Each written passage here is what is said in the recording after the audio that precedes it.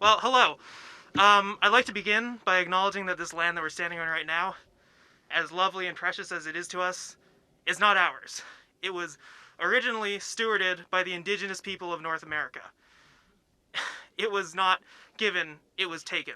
Specifically here, it was stewarded by the Hualapai, Mojave, and Southern Paiute groups.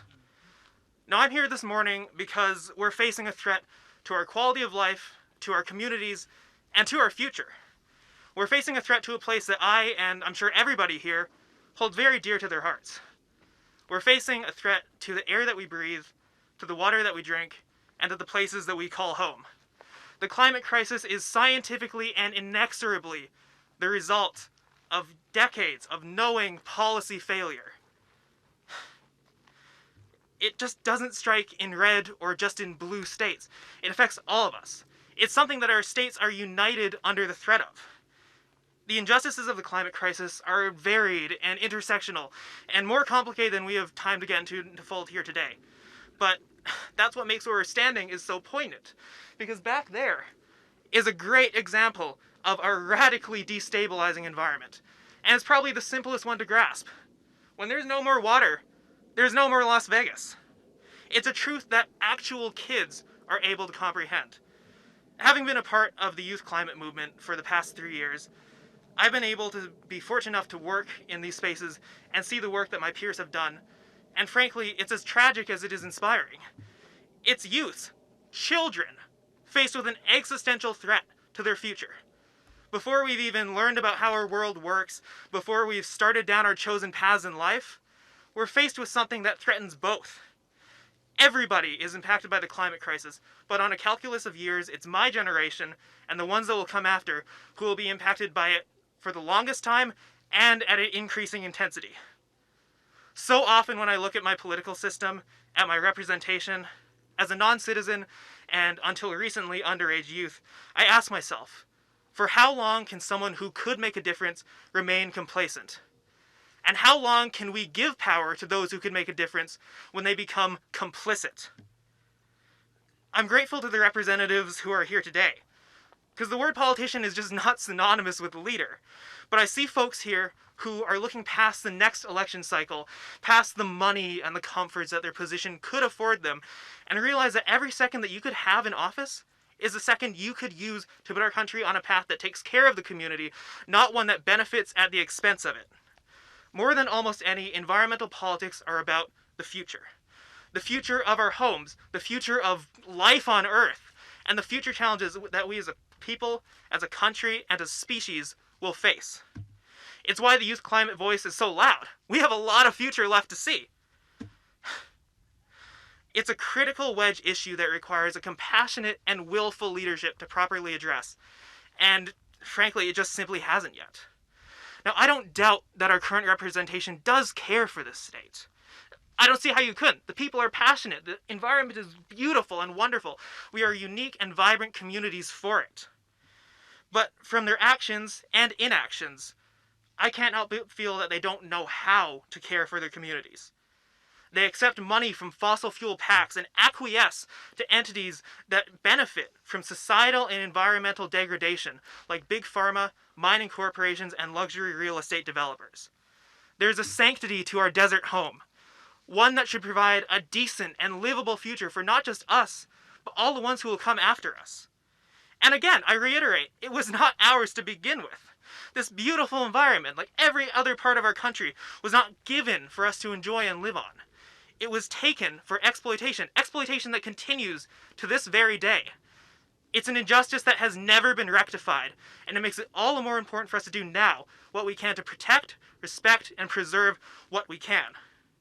This region is home to me. It's dear to me, as are those who are working in its best interest. That means taking care of its people. That means taking care of its environment and ensuring that both have a future here. Not undermining it with unsustainable urban sprawl and infrastructural neglect, and not by leaving the community vulnerable to environmental threats perpetuated by entities that profit in the process of creating them. We need new leaders, in and out of office, because it's clear our politicians and institutions as they are now are not going to provide us with the environment we need to thrive. If they did, we wouldn't even be in this position in the first place. Now, would we? I'd like to thank you for your time and for this platform. When we listen to undervoiced and underserviced communities, not just the youth, but intersectional race, sex, and class demographics, we really get to see where some of the undervoiced issues in society are.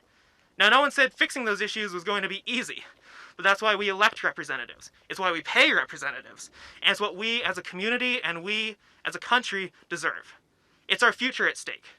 It's time for those who have the power to determine it to start acting like it. Thank you.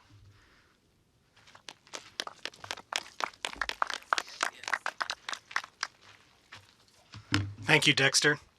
I'm Patrick Donnelly. I'm with the Center for Biological Diversity Action Fund, and I am thrilled to stand here today in support of Amy Vilela for Congress. In my normal job, I'm a conservation biologist, and people around Nevada know me for suing the federal government to protect endangered species or speaking out against proposals to sell off public lands. In that job, I have a front row seat to the ravages of climate change, just like we have today here in front of Lake Mead. I go out into the desert every day, and maybe today if you walk around Las Vegas or Boulder City, things won't seem that different. But out here in the desert, it's scary. It's like nothing I've ever seen before.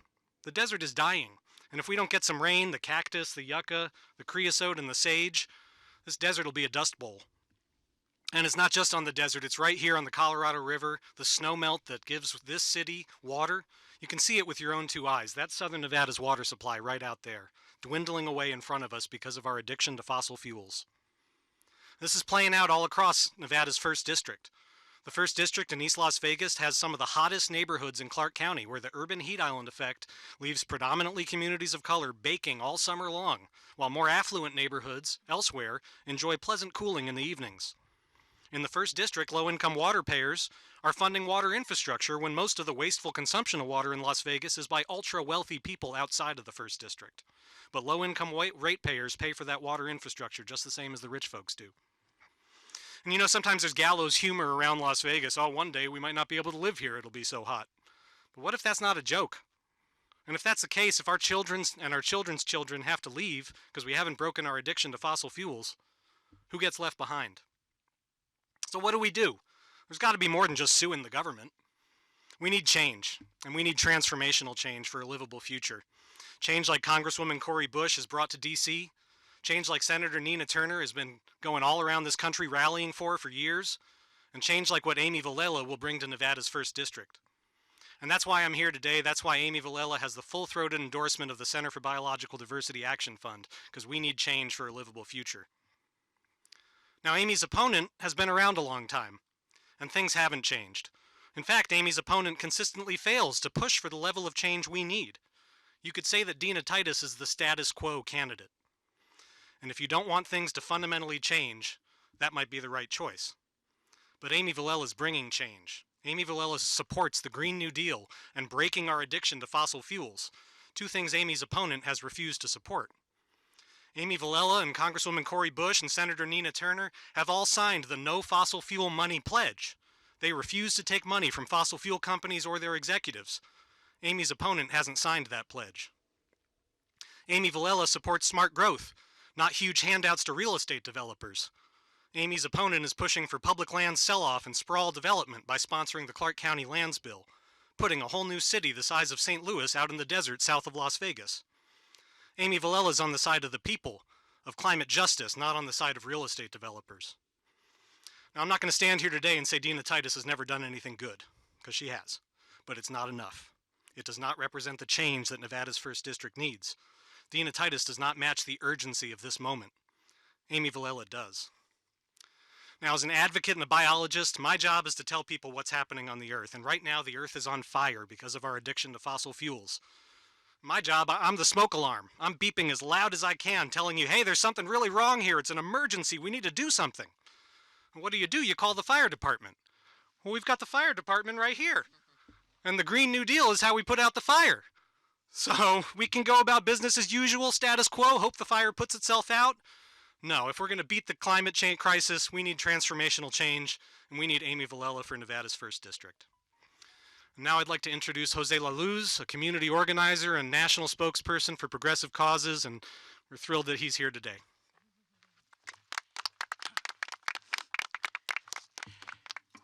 Thank you so much, Patrick. I was telling Patrick that just to view this was so striking to me because you don't need to explain things when it's actually right in front of us. I was being told by Patrick and other colleagues that the water levels came all the way here. And look at how far gone it is. So this speaks to the urgency that has to do with the very reason that Amy Vilela has chosen to run, for this congressional office in the first district, because Amy's vision of Las Vegas points to what to me appears to be two different visions of Las Vegas. Las Vegas, the mirage in the desert, and Las Vegas, the oasis that nurtures and sustains its surrounding environment. And this is, in fact, the environment that we need to fight for. And there is nothing more urgent than fighting to make sure that we do everything in our power to make this what it needs to be, what it has been for generations. I am here in the company of my sisters, Cori Bush and Nina Turner, because we are all part of a movement that shares a vision of democracy, that democracy is not about certain rights if they do not have anything to do with rising inequality and the fact that the wealthy continue to get wealthier and that the environment continues to be degraded and that we are facing the most serious existential threat in our generation. Because democracy has meaning when we in fact make it about building power from those people that are affected by the decisions of the wealthy and the decisions of the mighty. Democracy has meaning when we fight for climate justice and environmental justice. Democracy has meaning when it becomes part of a fight for economic democracy. And that is the kind of movement that Amy Vilela is committed to. And that is the reason why my sisters are here today. And that is the reason why, en español, quiero decir que este es el momento de luchar por la justicia. Este es el momento de hacer todo lo posible para que nuestra gente tenga los derechos y todo lo que hace falta para vivir con dignidad y con paz en este país. And now it is a great pleasure indeed for me to introduce somebody that actually does not need an introduction here. And I'm talking about one of our champions, one of our leaders, a great leader of our movement, Senator Nina Turner. Please join me in welcoming Senator Nina Turner. Thank you, Jose. I was back there saying amen when Dexter was up there. I'm trying to hold it in. Amen. Oh my God, Patrick, amen. Jose, amen. And I'm glad to be a part of the firefighter team. All that we love is on the line. That's it and that's all. This is really simple. This is not complicated. And Mother Earth and the entire ecosystem cannot afford to have folks try to make up their mind about the existential threat that climate chaos is causing, not only in this great nation, but also in the world. So it is past time to have leaders to stand up and decide whose side they really are on. And one of the reasons why I am here in this great state today is because I know what side my sister Amy Vilela is on. She is on the side of the people, unequivocally. One of the beautiful things about Amy Vilela and also my sister Cori Bush is we have traveled this country together, standing up for what is just, what is right, and what is good. See, we didn't need fancy titles to understand that when you see injustice and inequity, you must stand up and you must speak up, that you must put a little extra on your ordinary. That is what we have been doing together all over this country as we travel together in support of Senator Bernie Sanders, who really got this progressive kind of thing started in the 21st century. So here we stand, sisters together, being the champions that are necessary, having in common that mama spirit, because ain't nothing like the mama spirit. And when the mamas get together and decide that things must change, things are going to change. Only all that we love is on the line. Every single person that has had the opportunity to speak here today, to stand in solidarity, not only with Amy Vilela, who is the conduit to this, I consider us missionaries on a journey to make some crooked paths straight, but understanding that her very courage to step into this race, to run and declare that things must change, that all is on the line, is not just for the people of the 1st District. It's not just for the people of this great state. It is for the people of the nation. And to be bold enough to put herself on the line and her family on the line for all that is just, all that is right, and all that is good. We're not playing games. Mother Earth is sending us a signal that all is not right. And we don't have forever to do something about it. We don't have forever to stand up to the corporatist interests who absolutely don't give a damn.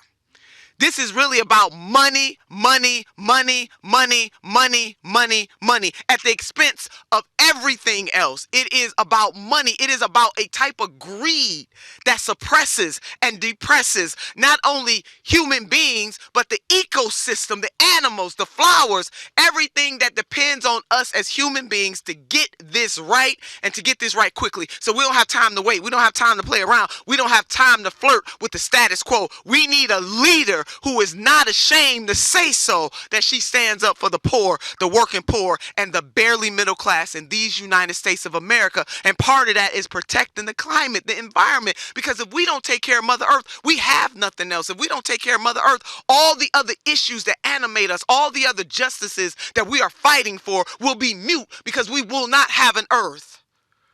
There's something that can be done about it. We don't have to accept things as they are right now. We can create a world as it should be. And that is why it is important that activists come together, that electeds come together, that Lottie-Dottie and everybody, to quote my grandmother, come together and stand up for this environment and to help push champions who are willing to put something on the line. The drought, the famine that is already happening in this country, in this world, it is going to continue. And there's not a development in the world that can stop that from happening. Why are we so quick to allow our government to give away lands that belong to the people? And as our young brother pointed out, was stolen in the first place, but that's another lesson for another time.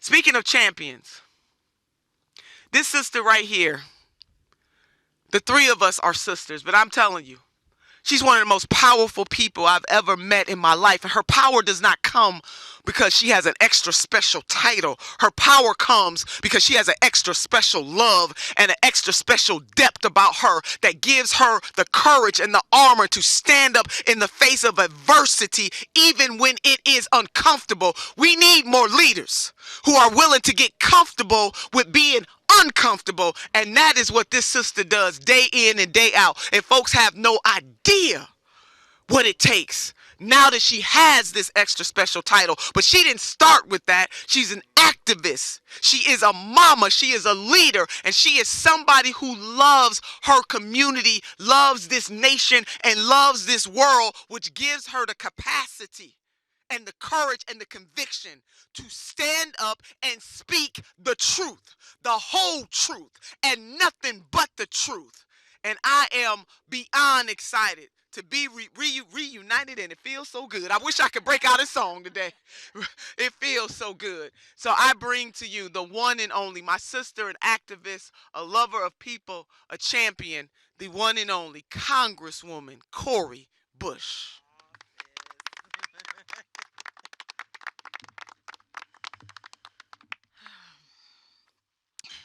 You know, when I think about 2 years ago, think about where we were.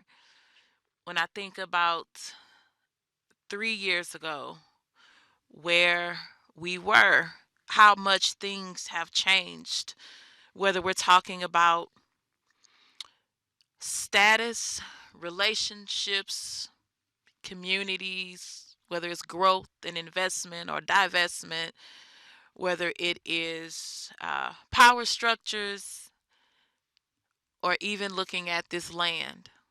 How much has changed? And I think about the last time that many of us were together, when we're talking about the last time Jose and Amy and Senator Nina Turner, when we were all together, when we talk about the times that we were able to go around this country and give the good word about this being a moment that was our moment, is our moment to take. But it was part of a movement. It wasn't just for that moment. It wasn't just for that time. It wasn't just for that year. Because look at what has happened.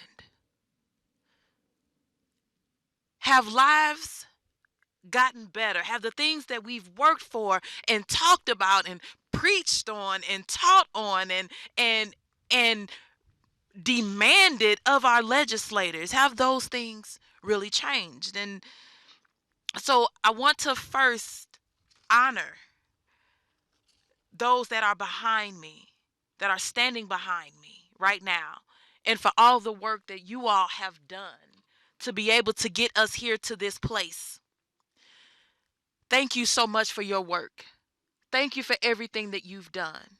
Thank you for what you're about to do, because the world don't even understand what's about to come from every single person that's standing behind us, standing behind me, and also to the youth, because you have a mandate on you that's different than the one that we have. So thank you for standing up for the cause. You know, and I have to say, as I look at how beautiful, we look at how beautiful, you know, this landscape is, but oh, I wonder how beautiful it was years ago. I wonder what it looked like. I wonder what was the thought process of those who were in positions of power to be able to bring about a change, to be able to make sure we didn't get here where there is a bathtub ring. What did they do and what didn't they do? You know, I'm so excited though to be able to be here with these amazing people, these true champions, and for my dear sister, Amy Vilela.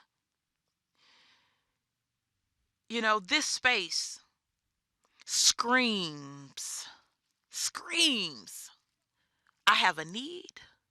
And it also screams, we have the people who are here to fix the need. All in the same space. So I want to appreciate that right now. Not just folks that sign their name on the dotted line, not just folks that'll say I support something, but folks that are actually already doing the work to be able to bring about that change. This space where we have three progressive women coming together for a better future. This space, as beautiful it is, as beautiful as we see, but also how sad this space is. Because we know that the climate crisis is here. It's melting power lines in the Pacific Northwest. It's killing people, Black and brown people, especially in places like my home in St. Louis, where we are facing 11 more 90-degree days per year than the year I was born, where Black kids in St. Louis make up 10 times the number of trips to the ER for asthma from polluted, poisoned air. Texas is freezing over. California is on fire, and Nevada is burning up. If we allow the current crisis happening right here at Love Mead to worsen, the effects on this region will be disastrous. I have asthma, and there are moments when I'm struggling to breathe in air, this air that gets hotter and hotter, this air that becomes more toxic every single year. Too many of us are struggling to survive. This is the reality we live in because a handful of wealthy and powerful few are putting profit over humanity, over our lives and our livelihoods. And they know exactly what they're doing. They've known for years. The executives of companies like Exxon, like Chevron, they did some of the earliest research on climate change, and they knew that this was a problem. They just didn't care. They didn't care what they were doing to St. Louis, and they didn't care what they would be doing to Nevada. How monstrously, horrifically evil for them to condemn our children and grandchildren to grow up in a world that gets scarier and more dangerous every passing day. They knew the product they were selling polluted our planet and killed people. They didn't care because those CEOs, they needed that second yacht. They needed that third private jet. It's disgusting that every single year we keep setting a new heat record.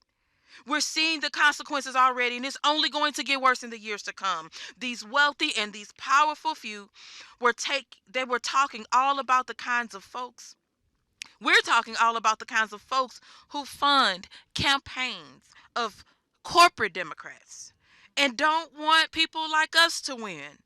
They're the kinds of folks who prioritize Mitch McConnell and prioritize Joe Manchin over the people in our communities who need help the most. That's what we're talking about. I've been in Congress just over a year, and I've already seen the ways that they're in the pockets of lawmakers in both chambers. Driven by greed, they have bribed our government into inaction in the face of catastrophe. And I'm tired of it. My hometown, my St. Louis is tired of it. Nevada is tired of it. Nevada is saying, but who? Who? Who is there that will stand up? Who is there that won't care if their reputation has to be on the line? Who is the one? Because we deserve so much better. So who is it we deserve? Because we deserve better than the devastation being unleashed on our communities by the marriage of corporate greed and policy violence. We deserve the world that young climate activists across our country are pushing for. The world that Senator Nina Turner and I are pushing for. The world where people said it can't happen and you all need to quit talking about it, but we keep pushing anyway. The world that Amy Vilela is pushing for. We're pushing for a world in which all of us can thrive, a world defined not by environmental racism, but by environmental justice, a world where our public lands are protected and not exploited, a world where we can name whose land it is.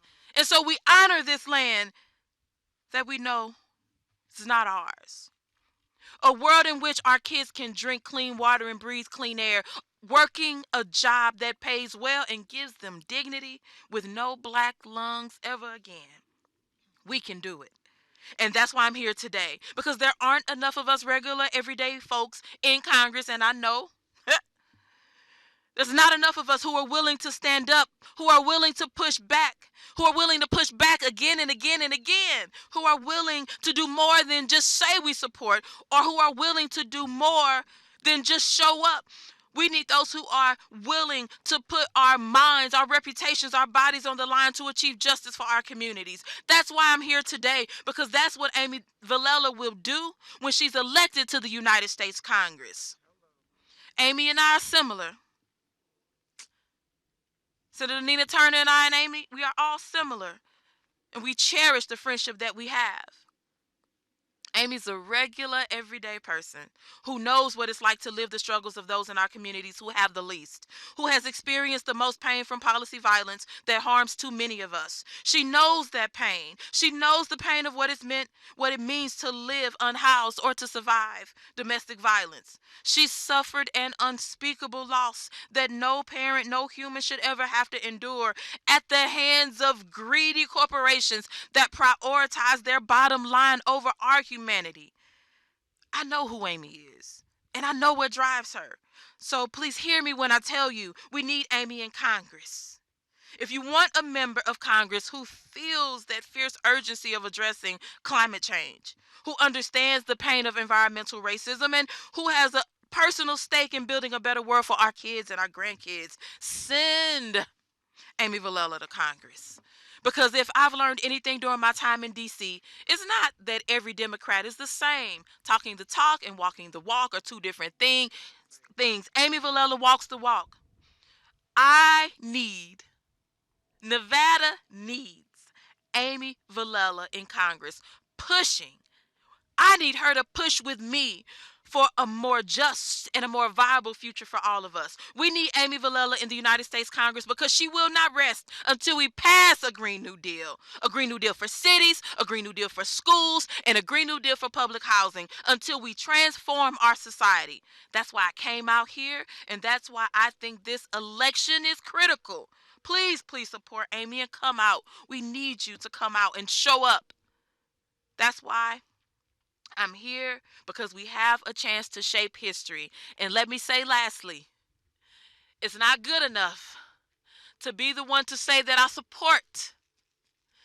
Because when you have a child playing ball and you say, I support you, son, I support you, daughter, I support you, but you never show up, you never put on a t-shirt, you never show up, you're never actually there, you're never actually fighting, you're never a part of the conversations when the days are good and when the days are bad.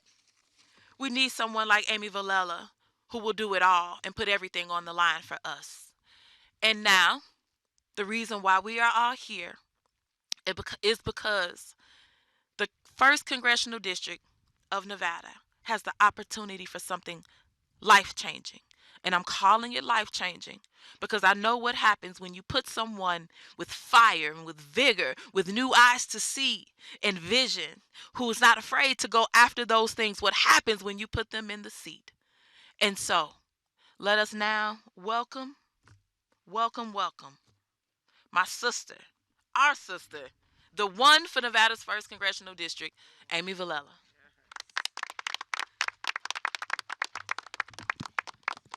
Thanks. Good morning, everyone. My name is Amy Vilela, and I'm running for Congress in Nevada's 1st District because we deserve more. But first, I look forward to telling you about myself and my campaign and what I believe we need to do in order to address the climate crisis. But I would like to thank everyone for being here, all the way out here in Boulder, with us so early on this Saturday morning. I also want to acknowledge our guest. Thank you to Dexter, Lim, and Sunrise Vegas for being here and for all of your support. Dexter has worked tirelessly to build our local Sunrise Hub. And they are one of the most passionate and deeply informed climate justice organizers I've ever had the pleasure of working with.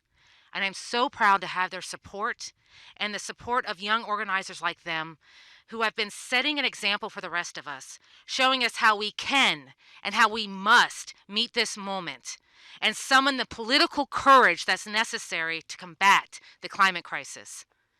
And thank you as well to Patrick Donnelly and the Center for Biological Diversity Action Fund. Patrick has been fighting this fight here in the Mojave Desert for a long time and has such an incredible wealth of knowledge, both about the science behind our climate crisis and the bold solutions we must undertake to fight against it, as well as the political history and the dynamics at play as we undertake this fight.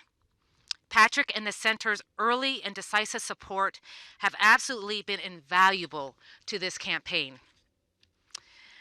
And of course, my friend Jose Laluz. We met many years ago on the campaign trail while talking about single-payer health care to communities across the United States. And to this day, I've never met anyone who can match the passion, as you've witnessed, that Jose brings to the movement. And it's a passion he brings not only to the fight for health care justice, but also to the struggles for labor rights, for education, and comprehensive immigration reform, and to the movement for climate justice. And as a Puerto Rican national, Jose knows firsthand the destruction that our rapidly changing climate can wreak, and more importantly, the human toll, the needless pain, suffering, and death when disaster strikes. So thank you for being here, Jose.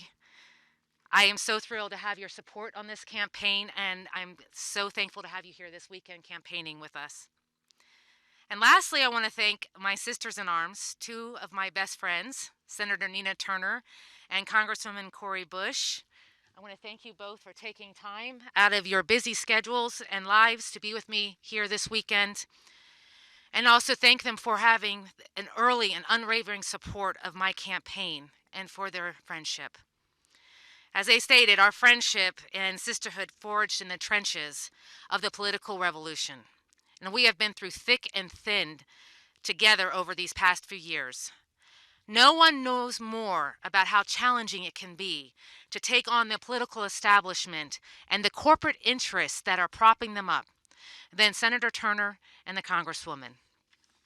We have been through a lot of trials and trying times together, and their perseverance and their commitment to the movement for justice is unparalleled.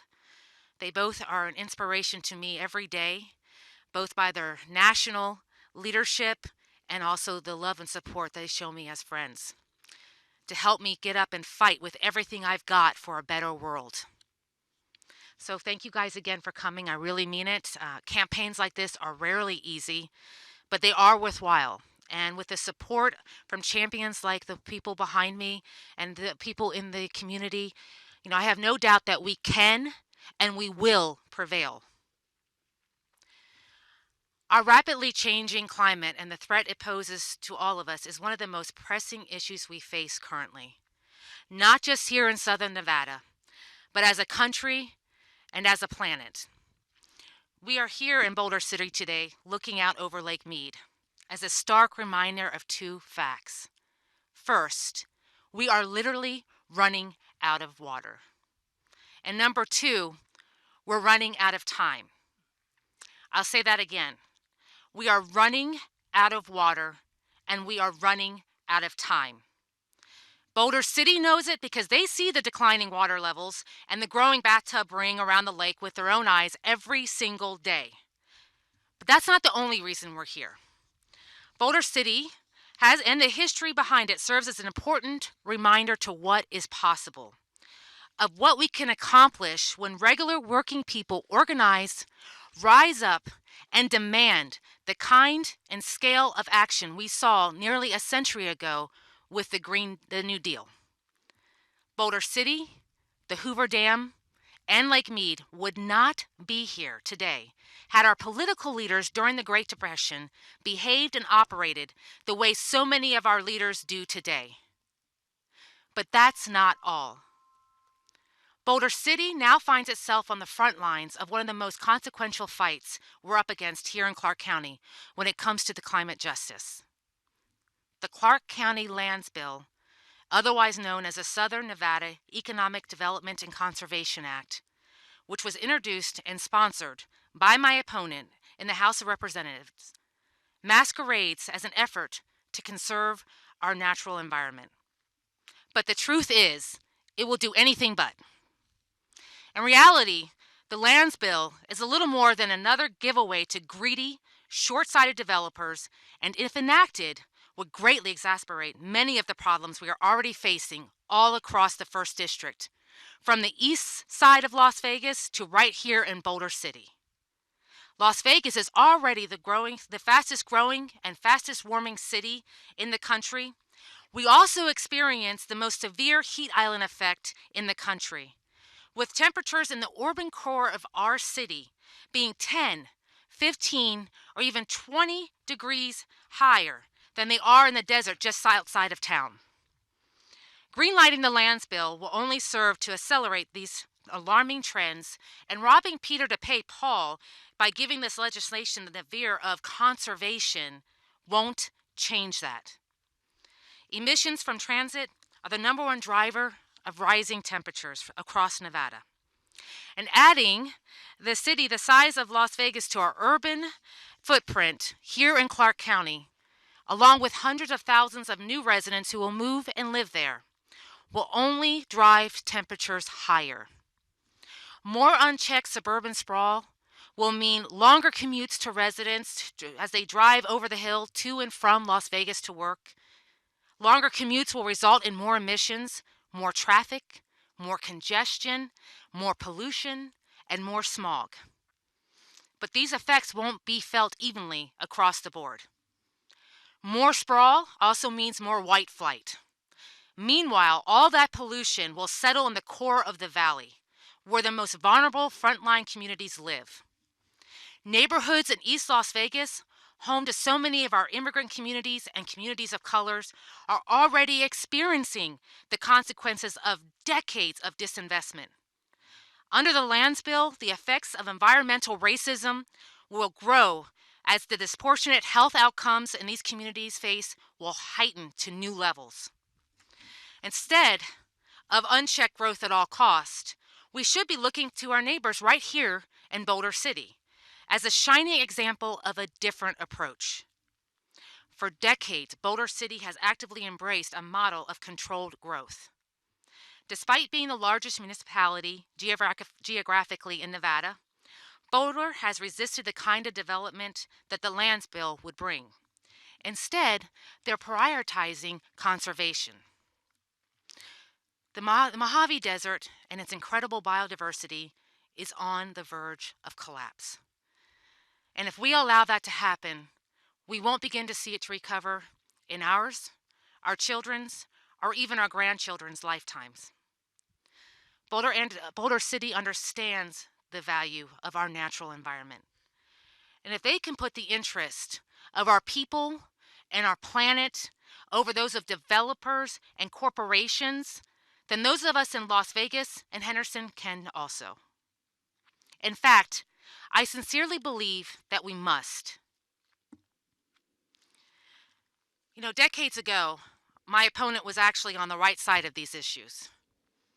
Unfortunately, when she led the state senate in Carson City all those years ago, she failed to pass the kind of legislation and the kind of measures that would have prevented legislation like the Lands Bill from ever seeing the light of day.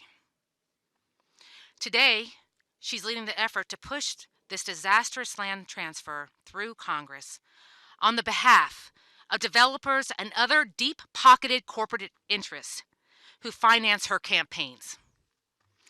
So what happened? Complacency set in.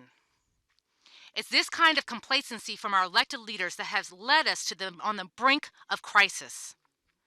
My opponent has represented the Deep Blue 1st District ever since it was redrawn to be a Democratic stronghold a decade ago. During that time, she's never faced a serious threat for her reelection from either party. With that kind of security, she has had the opportunity to be a leading voice for real progress. She has had the leeway to push the envelope and to champion bold policies and legislation that would have made a real impact on working people's lives here in Nevada. But she has declined to do so, and instead is embracing that security to grow increasingly complacent during her time in Congress.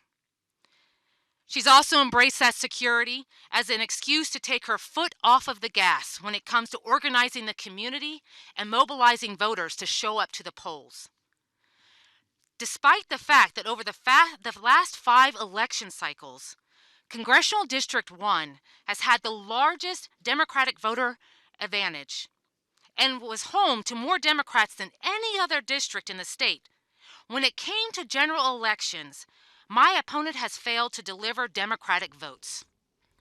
In midterm and presidential cycles alike, our party's Democratic nominee has consistently delivered 20,000 fewer votes than her counterparts up in north in the 2nd District, despite the fact that they consistently lose in landslides to the GOP.